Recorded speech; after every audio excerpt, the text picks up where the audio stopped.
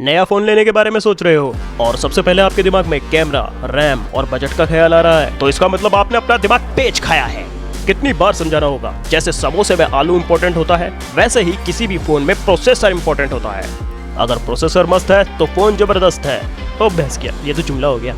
हाँ तो मेरे जिगर के छल्लो, आज की वीडियो आपको मोबाइल के प्रोसेसर का ज्ञान देने के लिए है। अगर ये जान लिया तो समझो आपने अपने आप को गधे से घोड़ा बना लिया। इसलिए हम बात करेंगे आज मोबाइल प्रोसेसर्स और उसके टाइप्स के बारे में, उसकी टेक्नोलॉजी के बारे में, नया प्रोसेसर अपडेट्स के बारे में और उनकी पूरी प्रजाति के बारे में।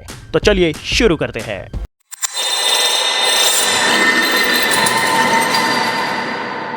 दोस्तों, फोन के प्रोसेसर को हम चिपसेट भी बोलते हैं। ये पूरे फोन का ब्रेन होता है जो सब कंट्रोल करता है सिवाय शुगर और बीपी के।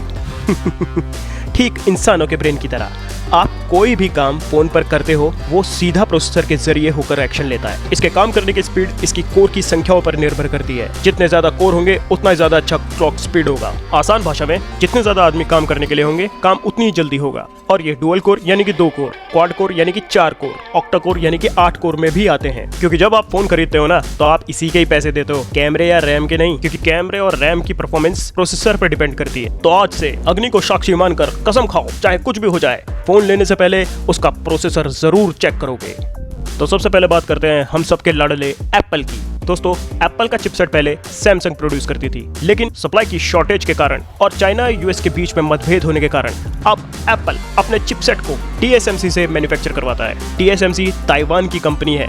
एप्पल की जो लेटेस्ट चिप है उसको हम बायोनिक चिप के नाम से भी जानते हैं। एप्पल की बायोनिक चिप सबसे पहले 2016 में iPhone 11 में देखी गई थी। उसके बाद तो जैसे ये पॉपुलर ही हो गई और फिर iPhone 12, 13 और 14 में भी आने लग गई। अभी इसकी सबसे लेटेस्ट A16 आपको iPhone 14 में मिल जाएगी। लेकिन अगर आप iPhone 13 ले जिसमें A15 है तो ज़्यादा प्रॉफिटेबल रहेगा, क्योंकि दोनों में फ़र्क सिर्फ 17% परफॉर्मेंस का है, जो ज़्यादा नहीं है। अब बात करते हैं स्नैपड्रैगन की। ये क्वालकॉम का प्रोसेसर है। क्वालकॉम कंपनी US कैलिफोर्निया में है।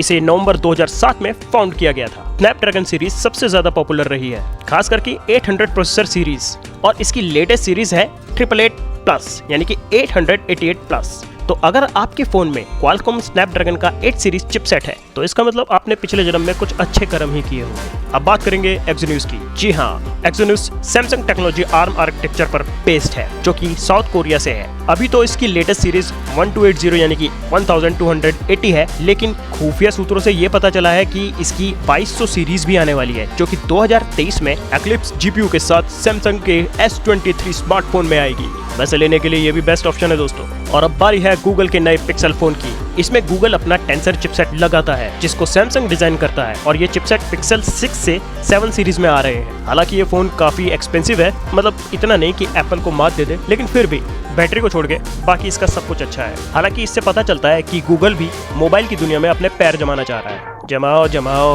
हमारे बाप का क्या जा रहा है। अब हमारे पास इतने पैसे थोड़ी हैं जो हम एक नया पप्पू नाम का सेलफोन मार्केट में उतारें। वैसे पप्पू नाम भी बुरा नहीं है, जब मार्केट में पोको, टेक्नो, पोवा नाम के फोन चल रहे हैं तो पप्पू में क्या बुराई है। तो आज के लिए बस इतना ही दोस्तों। जाते जाते याद रखना, प्रोसेसर नहीं तो फोन नहीं, फोन नहीं तो तुम्हारा घमंड नहीं, क्योंकि इसी को हाथ में लेकर पापा की परियां दुनिया भर को दिखाती रहती हैं। देखो दुनिया वालों, देखो मेरे हाथ में बड़ा वाला फोन है, एप्पल का आईफोन।